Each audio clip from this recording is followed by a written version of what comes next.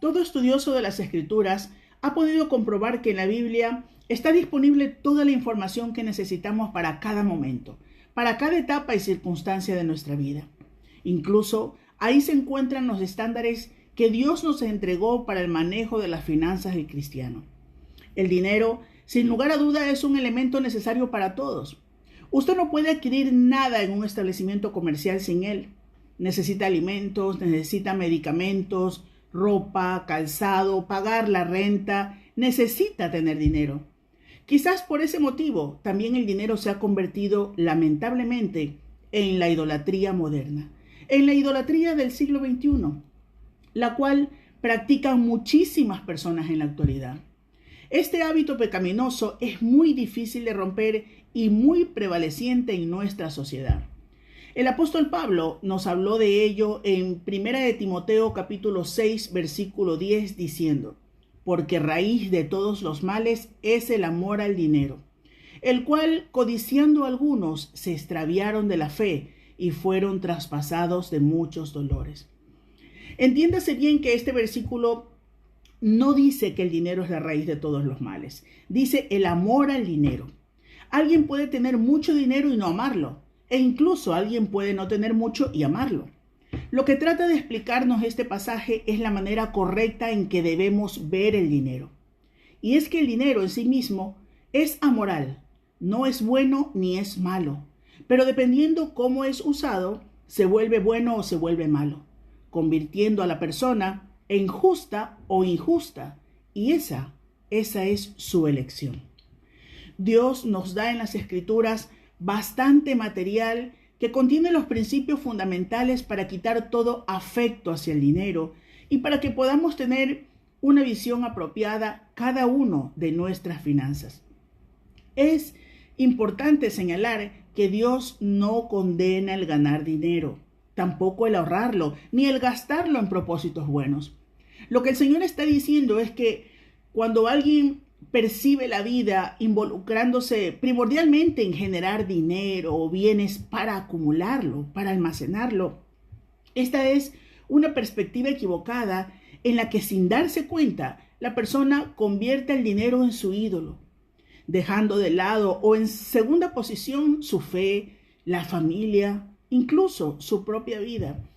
La cuestión no es cuánto tiene usted. La cuestión es lo que usted va a hacer con eso que Dios le ha dado. Nuestro Señor Jesucristo nos habló sobre este tema a través de la parábola del rico necio que se encuentra en el libro de Lucas capítulo 12 versículos del 16 al 21 diciendo: la heredad de un hombre rico había producido mucho, y él pensaba dentro de sí diciendo: ¿qué haré? Porque no tengo dónde guardar mis frutos. Y dijo: esto haré, derribaré mis graneros y los edificaré mayores, y allí guardaré todos mis frutos y mis bienes. Y diré a mi alma: alma, muchos bienes tienes guardados para muchos años, repósate, come, bebe, regocíjate. Pero Dios le dijo: necio, esta noche vienen a pedirte tu alma, y lo que has provisto, ¿de quién será? Así es el que hace para sí tesoros y no es rico para con Dios. Como ya hemos dicho, el Señor no condena la posesión del dinero. De hecho, es Dios quien da el poder de hacer riquezas. Dios permite, inclusive es Dios quien concede riquezas a la gente. El punto en sí de esta parábola es la acumulación de la riqueza para un deseo personal egoísta. El materialismo que conduce al endurecimiento de corazón hacia las cosas de Dios y hacia las necesidades de los demás. El amor al dinero se convierte en el Dios que reina en el corazón y en el pensamiento de la persona con esta actitud perversamente acaparadora e insolidaria con el prójimo. Aquí vemos al hombre de esta parábola haciendo una reflexión, una autoexaltación que se ha vuelto nociva para él mismo. Alimenta su ego elogiando su sibaritismo, sus logros. Incluso planifica tener más solo para acumular. Pero en toda su reflexión hedonista, nunca hubo planes de ser misericordioso con los demás. Peor aún, nunca hubo un acto de reconocimiento y agradecimiento a Dios por haberle dado tanto. ¿Cuántas personas, como el rico insensato de la parábola, con vidas consumidas por lo material, se han olvidado de Dios? Y no necesariamente son ricas, aunque esa es su meta.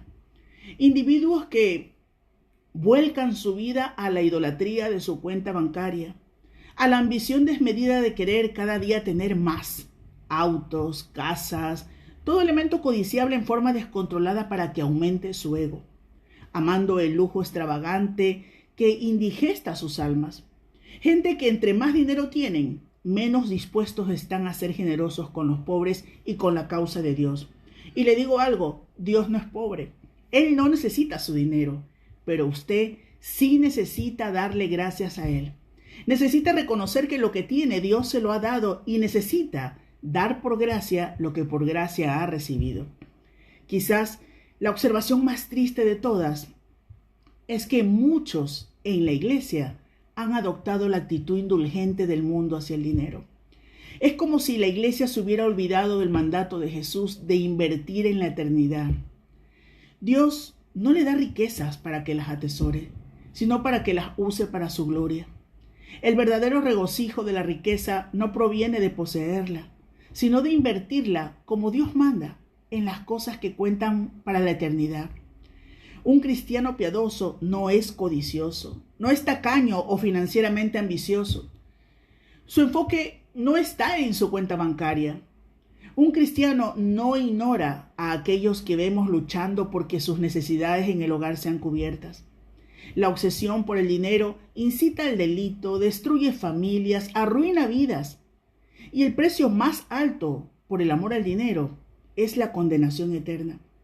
Jesús hizo alusión a esto cuando preguntó, ¿de qué le sirve al hombre ganar el mundo entero y perder su alma? Hoy es el día en que debemos replantear nuestra actitud al tomar como ejemplo al hombre de esta parábola, que mientras seguía haciendo cuentas de lo que iba a hacer con su dinero, no sabía que esa misma noche le iban a pedir su alma. Que Dios nos ayude a ser agradecidos con su provisión, a estar contentos con lo que nos ha dado e incluso a ser generoso con ellos. A continuación, un importante estudio sobre esta parábola. Permanezca con nosotros y al final recuerde compartir este programa. Cuando nos paramos a contemplar la mirada de las personas que nos rodean el día de hoy, podemos ver sus ojos llenos de codicia y ansiedad. Cada día se destacan más y más problemas emocionales derivados de la obsesión enfermiza por la imagen, por lo material, por todo aquello que tiene que ver con esta vida. Las posesiones, la carga de cuotas que hemos ido adquiriendo para mantener el nivel de vida, los sueños de realización personal, las crisis de identidad, absorbe nuestras energías y nos llena de frustraciones.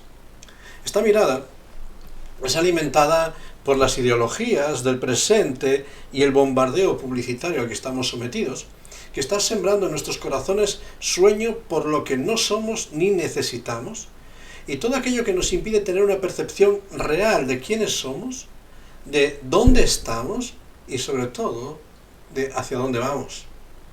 Es así que cada vez todo lo que hacemos y todo lo que perseguimos está centrado en lo que podríamos llamar los pronombres agresivos.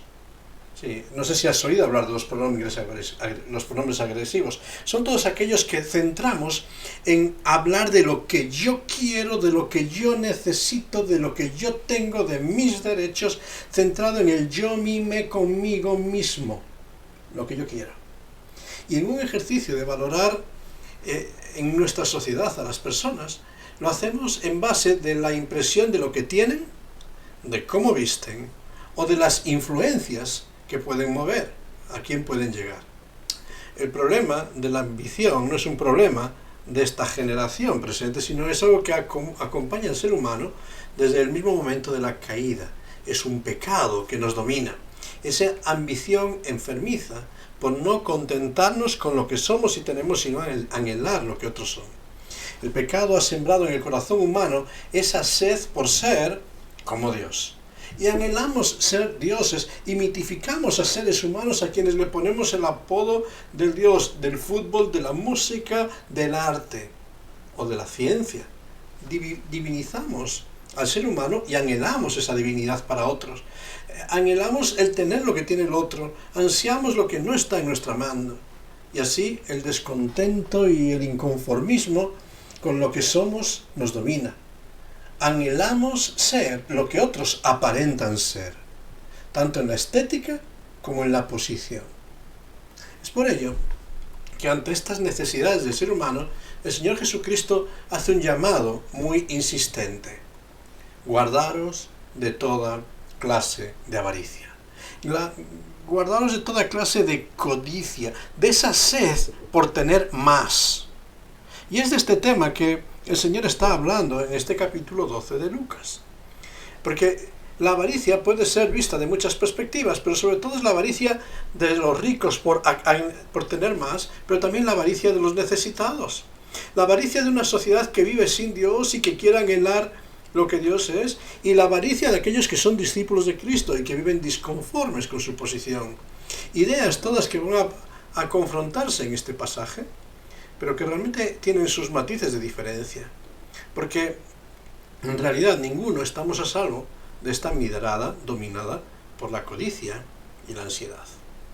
Cuando entramos en este pasaje vemos que el contexto de esta parábola del rico insensato está en un contexto del temor. ¿Cuáles son los temores que afectan al ser humano? Porque los temores del ser humano son los vientos que impulsan su vida hacia ir adelante. En los versículos 4 a 7 de este capítulo el Señor dice: os enseñaré a quién debéis temer. ¿Qué debemos de temer? ¿Aquellos que tienen influencia sobre nuestra vida material? ¿Aquellos que tienen autoridad incluso para dañar las necesidades de nuestro cuerpo? ¿Quiénes debemos de temer? ¿Lo que tiene que ver con lo material, o debemos de temer a aquel que es el Rey de Reyes, el Señor de Señores, a Dios mismo? ¿Qué debemos de temer? ¿El presente o la eternidad y el juicio? Pero también nos confronta este pasaje con una realidad ante estos temores de quiénes somos, porque los derechos propios son los destinos que perseguimos y corremos movidos por los vientos, los temores, para intentar alcanzar la identidad propia. Y el Señor nos dice lo importante de tener una identidad sana. Así, en el versículo 7 de este pasaje dice el Señor: aún los cabellos de vuestra cabeza están todos contados, no temáis, porque más valéis vosotros que muchos pajarillos. Fíjate, hay un valor intrínseco en el ser humano, y este valor nos tiene que invitar a tener una autoestima sana. El valor. ¿Cuántos conflictos se desatan en el día de hoy en los seres humanos que no son conscientes de su valor? Que no son conscientes de lo que valen al margen de la opinión del grupo, de la opinión de los demás. Y en esas luchas entramos en temor. Sin embargo, este pasaje surge de una mirada codiciosa hacia lo material. En el versículo 13 encontramos a un hombre que sale de la multitud para acercarse al Señor Jesucristo, llamándole rabí, maestro, para formularle un conflicto que había en su vida. Los rabinos, los maestros en este tiempo, eran considerados como los jueces, eran conocedores de la ley de Dios, y muchas veces el pueblo acudía a ellos en busca de directrices para la solución de conflictos de la vida cotidiana. Y este era un hombre que se acerca, no nos dice mucho de la realidad de lo que era su herencia, pero la ley establecía muy claras las directrices del reparto, porque la posesión y los bienes no estaban ligados tanto al individuo como a la familia. Entonces, las posesiones de un padre, de una persona, pasaban directamente a su hijo primogénito, con la primogenitura, en gran parte, la mitad más algo más, y después el resto se dividía a partes iguales entre los otros herederos, entre los otros hijos. Y la ley lo establece muy claramente. Deuteronomio 21, Números 27, las directrices están claras.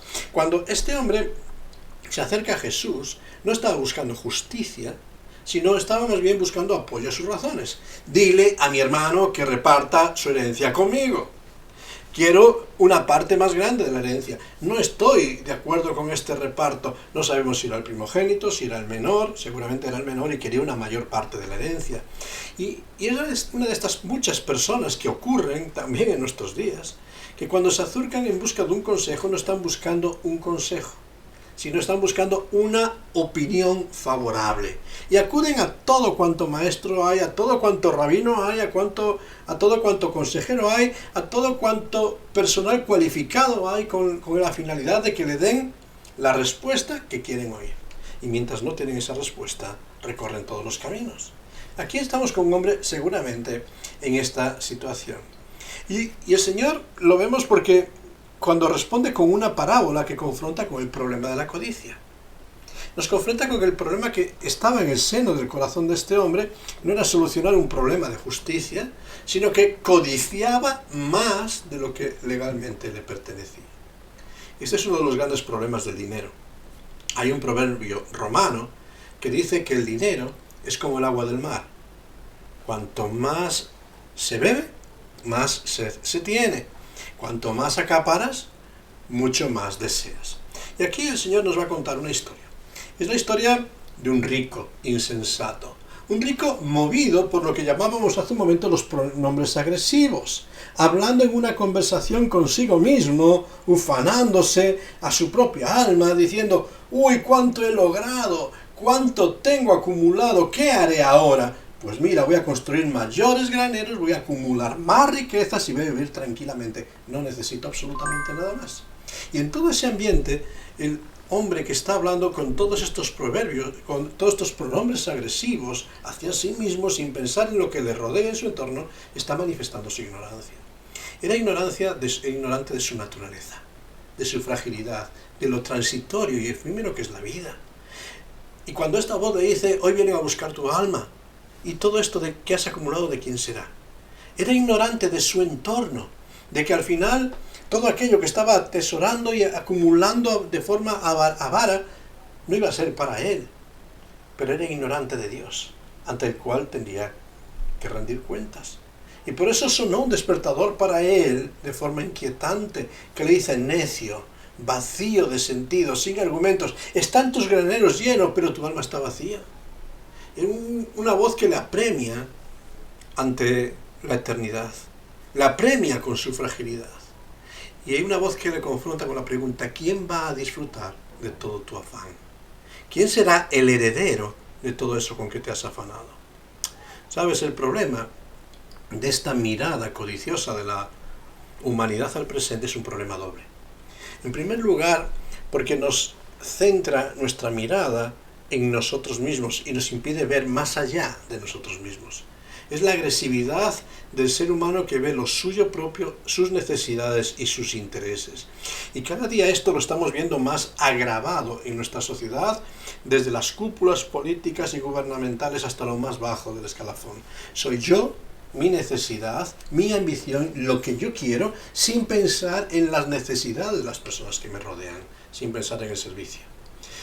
Pero el segundo problema de esta mirada codiciosa es que nunca ve más allá de su mundo. No ve más allá de sí mismo, es incapaz de tener una perspectiva global de las necesidades del entorno, no ve más allá de este mundo, no tiene una perspectiva de la eternidad. Todo es para el ahora, nada perdura, todo para sí mismo y no ante Dios. En cierta ocasión, un joven lleno de ambiciones para la vida y lleno de proyectos, se encontró con un anciano lleno de sabiduría y con mucho conocimiento de la vida. Y entraron en una conversación donde el joven le empezó a plasmar todo lo que eran sus sueños. Y empezó a decirle: «Me voy a preparar para ser un excelente profesional, el mejor en mi área».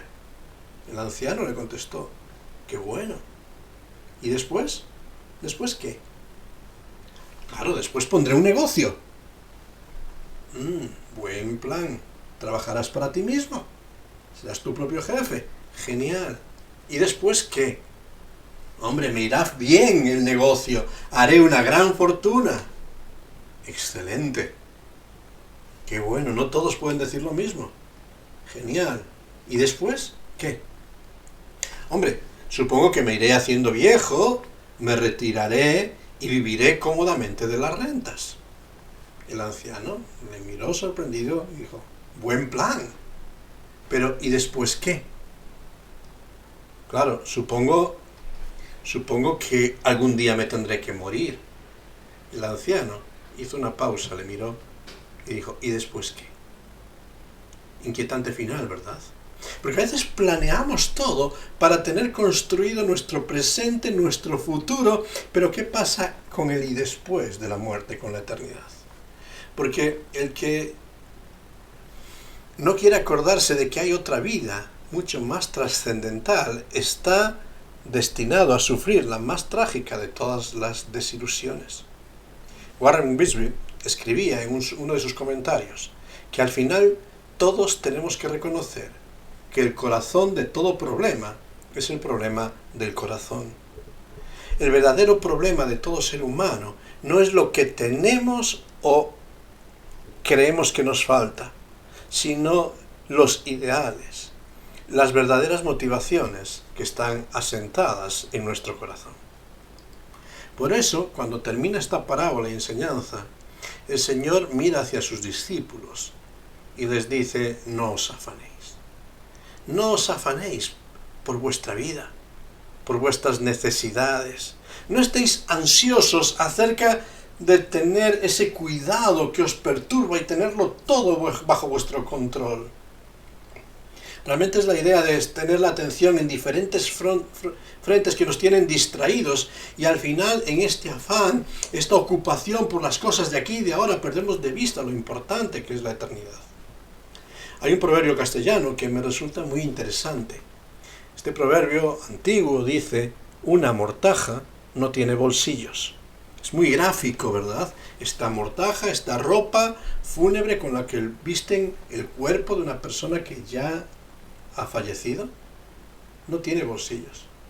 Porque nada te puedes llevar de todo lo que has acumulado en esta tierra. Y por eso la vida que es efímera no tiene que ser nuestra preocupación. ¿Sabes? El Señor nos está diciendo que tenemos que ver más allá. Tenemos que ver más allá de lo que es nuestra vida biológica, de lo que es este tiempo de existencia. Porque no os afanéis por esto, mira mucho más allá a lo que tiene que ver con tu alma, con tus anhelos, con lo que quieres para la eternidad. Es este concepto de la vida como suke, como este anhelo, como estas ambiciones del que el Señor está hablando en este pasaje. No os afanéis por vuestra psique. No tanto por el entorno, sino por aquello que se está motivando. No son malas las riquezas. No es malo estar ocupado por las cosas de aquí. Pero cuando las cosas de aquí son nuestra ambición, son nuestro Dios, estamos perdiendo, porque estamos abandonando nuestra relación personal con nuestro Creador, con nuestro Señor. La vida y el cuerpo son mucho más de lo que muchas veces nos ocupamos. Realmente está mucho más allá de la perspectiva. Y por eso el Señor les hace un ejercicio de consideración, versículos 24 al 28 de este pasaje. Considerad las aves del cielo, considerad los cuervos en el campo. No tienen conocimientos ni formación agrícola, no han hecho una carrera universitaria. Sin embargo, no les falta el alimento. Dios provee de todo cuanto necesitan. Y la pregunta que el Señor hace cuando consideras la provisión que la naturaleza tiene para sí misma, dice, ¿qué es lo que puede hacer el hombre por sí mismo? ¿Qué es lo que puede? ¿Podemos alargar nuestra vida? Sí, que hay muchos intentos por alargar la vida, por alcanzar la inmortalidad, y el ser humano sueña con estos logros. Pero al final, cuando parece que logramos avanzar por un lado, aparecen nuevas enfermedades, nuevas catástrofes, nuevas situaciones que no podemos controlar, y de forma sorprendente la vida se esfuma entre nuestros dedos. ¿El hombre puede cambiar su realidad? Hoy en día estamos viviendo en una sociedad con una tremenda crisis de identidad, que lleva al ser humano a rebelarse en contra de lo que dicta su genética. Y empezamos a creer que nuestra identidad no la determina nuestro cuerpo ni nuestros genes, sino nuestras ideas, nuestros pensamientos y nuestros sentimientos. No queremos asumir nuestra identidad, sino que seguimos con esta mirada codiciosa, descontenta, inconforme, para anhelar ser lo que otros son. El descontento, el culto a esta imagen de los demás. Y el Señor dice, mira, al igual que para los cuervos, para las aves del cielo, Dios es el sustento, para el ser humano, Dios es el sustento. Dios es el único que nos define en lo que somos, nos define en dónde estamos y nos define en nuestro destino hacia dónde vamos. Y hace una segunda figura, y el Señor habla de los lirios. Y fíjate esas plantas hermosas, elegantes en medio de la naturaleza, que son engalanadas por medio de Dios mismo, en parte de su creatividad, de su diseño. Y el Señor, cuando se mira a esta sociedad, a esta humanidad, usa una expresión tremenda: hombres de poca fe. Sociedad ansiosa, incapaz de confiar en el hacedor y proveedor de todas las cosas. Porque la preocupación o la ansiedad por lo terrenal no armoniza con la posición de aquellos que tienen un Padre que les cuida. Pero aparte de que no armoniza con el cuidado paternal de Dios hacia su creación, es completamente inútil. Todo lo que queremos hacer no sirve para nada. Por eso, a la luz de todas estas realidades, el Señor afirma que debemos aprender algo. Debemos aprender a revisar nuestras ambiciones, a revisar la mirada con la que percibimos este mundo y nuestra vida. Nuestras ambiciones, cuando confiamos en Dios, deben de ser muy diferentes de aquellas personas que no confían en Dios. Las metas que anhelamos alcanzar, lo que deseamos hacer con nuestra vida, no tiene que ver tanto como aquel joven con nuestra carrera, con nuestro negocio, con nuestra riqueza y con vivir una vejez acomodada, sino que nuestras ambiciones tienen que estar centradas en hacer tesoros en el cielo. Porque si no, cuando nuestra visión está acaparada por la actividad social, la fiesta, la literatura, el deporte, la música, y no contamos con Dios, es que algo está funcionando muy mal. La fe que es real, tiene que ser una fe vital. La fe real es una fe que afecta a nuestra conducta. Es una fe que descansa plenamente en que Dios dará respuesta para las necesidades menores de nuestra vida. Creer en Dios es estar convencido de que Él ha provisto lo más importante para nosotros, el perdón de nuestros pecados y la vida eterna. Y que de las cosas que tienen que ver con el devenir de nuestra vida en el aquí y el ahora, Él también se ocupa. Creer en Dios es estar convencido de que aunque el mundo se hunda, Dios es fiel para sostener a los suyos.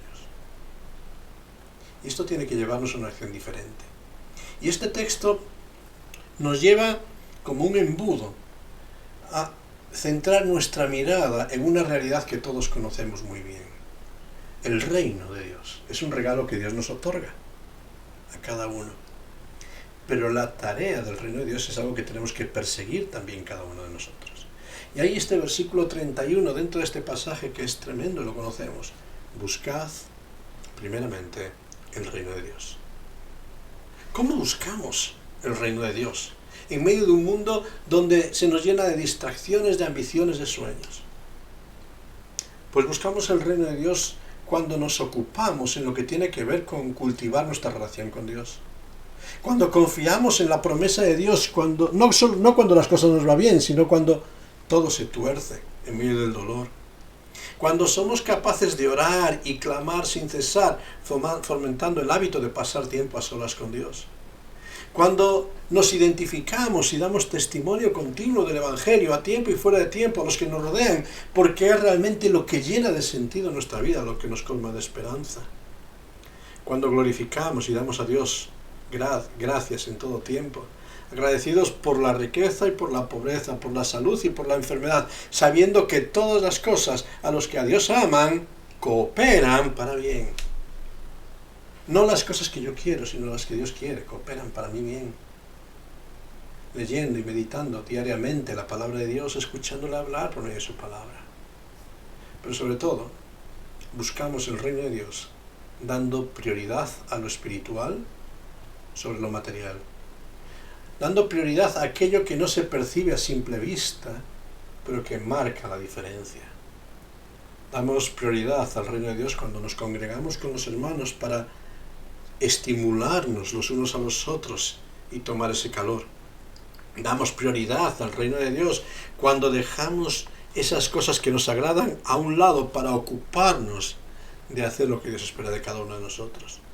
Damos la prioridad al reino de Dios cuando nos olvidamos de nosotros mismos para servir a Dios en primer lugar. ¿Sabes? La mirada de la codicia está muy presente en cada uno de nosotros. Y a veces llena de formatos de cosas muy buenas. Porque a veces estamos distraídos en cosas muy importantes, pero que nos impiden ver a Dios. Querido amigo, querido hermano, lo que realmente importa, lo que realmente marca la diferencia, es buscar a Dios. Porque todo lo que eres aquí ahora se va a acabar. Tu vida tiene un punto y final. Mi vida tiene un punto y final. Y todo este tiempo de reflexión y de oportunidad se acabará. ¿Y después qué? Y después, cuando tengas que comparecer delante de Dios, ¿qué? ¿Estás preparado para la eternidad? ¿De qué te sirven todos los logros aquí si Dios no está en tu corazón? Que Dios nos ayude en este día para que ante esta pregunta, ¿y después qué?, podamos decir con confianza, después está Dios, esperándome, porque he creído en Él, porque Él he puesto como el pilar esencial de mi vida. ¿Estás preparado para el después? Porque todo esto material es efímero y la eternidad aguarda. Que Dios te ayude a estar preparado para el después, para aquello que llegará.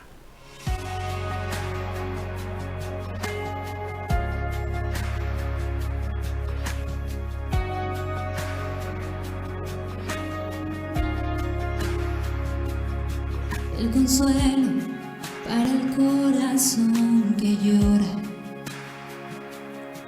el aliento cuando ya no queda más, la esperanza del futuro que se acerca, la confianza de que todo pasará, el consuelo para el corazón que llora, el aliento cuando ya no queda más, la esperanza del futuro que se acerca, la confianza de que todo pasará. Mi ancla firme está, no temeré, sé que tú conmigo estás. Me aferro a tu bondad y en el dolor me recuerdas la verdad. Tu amor a mí me sostendrá.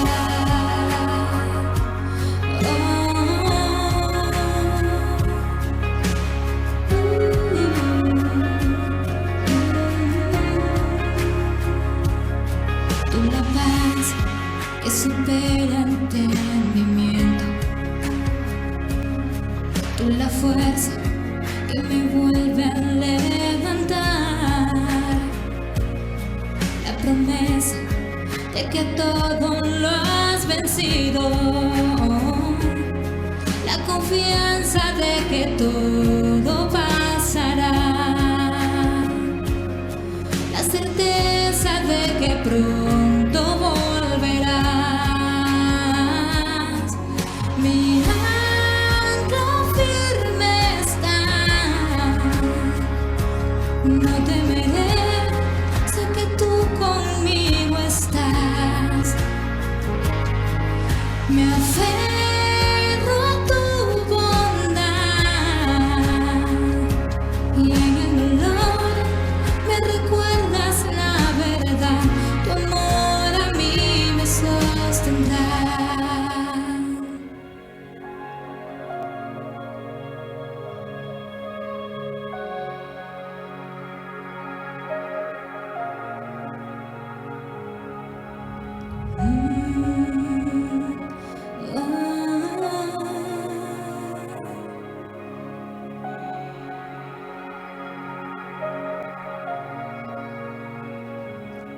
En el valle de tinieblas vas frente de mí.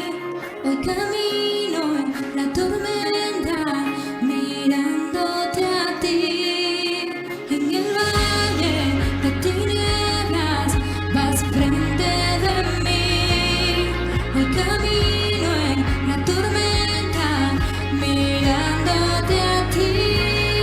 En el valle de tinieblas vas frente de mí.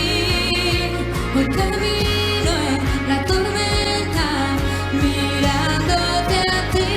Oh, en el valle de tinieblas vas frente de mí. Hoy camino en la tormenta mirándote a ti. Jesús, mi ancla firme está. No temeré, sé que tú conmigo estás. Me aferro a tu bondad y en el dolor me recuerdas la verdad. Tu amor a mí me sostendrá. Tu amor, solo tu amor. Tu amor a mí me sostendrá. Tu amor a mí me sostendrá. ¿Y después qué? Qué pregunta tan inquietante, ¿verdad? Y después de todos los sueños, de todas las ambiciones, de todas las preocupaciones, de resolver todos los conflictos, ¿qué? Cuando llegue la hora de partir de este mundo, ¿qué hemos preparado para la eternidad? Dios nos ofrece por su gracia el perdón, la salvación y una oportunidad de entrar en sus moradas celestiales. Dios nos ofrece una riqueza que nadie nos puede quitar. Pero ¿cuántas veces estamos afanados y turbados por construir sobre aquello que no podemos retener? ¿Sabes? No es un necio, decía alguien como Jim Elliot. No es un necio aquel que pierde lo que no puede retener por alcanzar lo que no puede perder. Le llamaron necio por salir como misionero a predicar a tribus que al final le quitarían la vida. Pero le quitaron la vida física, pero no pudieron quitarle la eternidad. Él entregó aquello que no podía retener porque su vida era efímera y un día se iba a ir. Y lo hizo porque tenía sus ojos puestos en una ganancia que nadie le podía quitar. ¿Dónde está puesto tu mirada en este día? Que el Señor nos ayude a poner los ojos en el galardón, en la eternidad, en aquello que nadie nos pueda quitar. En aquello donde no hay devaluación, no hay ladrones, no hay podredumbre, sino que es una herencia incontaminada, incorruptible, inmarcesible, reservada en los cielos. Y que estemos preocupados por cuidarla, por acrecentarla, por atenderla, porque es el regalo de Dios. Vamos a pedir a Dios que nos dé sabiduría para poner los ojos en lo que realmente conviene para nuestras vidas. Sí, Señor, perdónanos por tantos momentos en que, dominados por la mirada de la codicia de esta sociedad, caemos en la ansiedad, en el afán, en la preocupación, en la desconfianza, en el descontento, en la queja. Señor, perdónanos por tantas veces que en lugar de disfrutar de la herencia que tenemos en ti, nos lamentamos de las cosas que creemos que nos faltan aquí. Señor, enséñanos a estar contentos con lo que tú nos permites tener. Enséñanos a disfrutar de esto que hoy pones entre nuestras manos. Señor, permítenos disfrutar de la bendición de tu presencia y sabiendo que tú eres fiel en cuidar a cada uno de tus hijos. Por eso, Padre Celestial, enséñanos a descansar completamente en tus promesas en cada momento. Y Señor, examina las motivaciones, examina los anhelos que hay en mi corazón y en nuestros corazones, Señor, para que en verdad no haya camino de perversidad, no haya camino de codicia que nos domine, y que podamos tener esa paz de aquellos que saben que Dios está en control, y contigo nada nos falta. Ayúdanos, Señor, ayúdanos a encaminarnos en tu voluntad, ayúdanos a crecer para tu gloria, ayúdanos a reflejar tu grandeza en medio de este tiempo. Te lo pedimos a ti y te damos muchas gracias, pidiéndote que llenes nuestra vida de esa paz que solamente tú puedes dar, que es aquella que nos libra de todo afán y ansiedad de la vida. Te lo pedimos y damos gracias en tu santo y bendito nombre. Amén. Que Dios te bendiga en todo este tiempo.